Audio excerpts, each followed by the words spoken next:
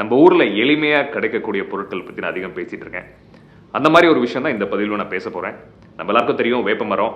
வேப்ப மரத்துலேருந்து வர்றதான் வேப்பம்பூ. வேப்பம்பூவோட நன்மைகள் நம்ம தெரிஞ்சுக்கணும். ஏன்னா ரொம்ப ஈஸியாக நம்ம அதை உதிரி தள்ளிட்டு போயிடுறோம். வேப்பம்பூ வந்து இவ்வளோ நல்ல விஷயங்கள் இருக்கான்னு ஆச்சரியப்படக்கூடிய அளவுக்கு நல்ல விஷயங்கள் அது இருக்குது.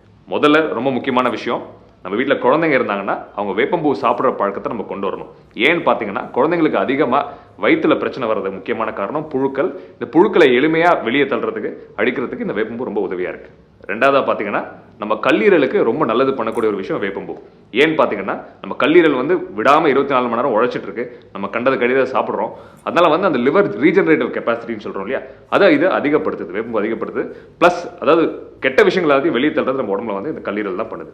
ஸோ அதோட எஃபிஷியன்சியும் அதை அதிகப்படுத்துது. மூணாவதா நம்ம உடம்போட எதிர்ப்பு சக்தி அதிகப்படுத்துறதுக்கு ரொம்ப உதவியாக இருக்குது. என்னன்னு பார்த்தீங்கன்னா இதில் விட்டமின்ஸ், அந்த கனிமங்கள் இதெல்லாம் வந்து ரொம்ப அதிகமாக இருக்கிறதுனால நம்ம ரொட்டீனாக வருது இல்லையா, அந்த ஃபீவர், கோல்டு இதெல்லாத்தையும் வந்து ஃபைட் பண்ணுறதுக்கு வேப்பம்பூ ரொம்ப உதவியாக இருக்குது. நாலாவதா முடி அடர்த்தியாக இருக்கிறதுக்கு, ப்ளஸ் முடி சம்மந்தப்பட்ட பிரச்சனைகள் வராமல் இருக்கிறதுக்கு, பொடுகு இந்த மாதிரி விஷயங்கள் வராமல் இருக்கிறதுக்கு வேப்பம்பூ ரொம்ப உதவியாக இருக்குது நண்பர்களே. ஸோ ஆக மொத்தத்தில் வேப்பம்பூவோட நன்மைகள் இந்த பதிவு மூலமாக புரிஞ்சிருக்கும் நான் நம்புறேன்.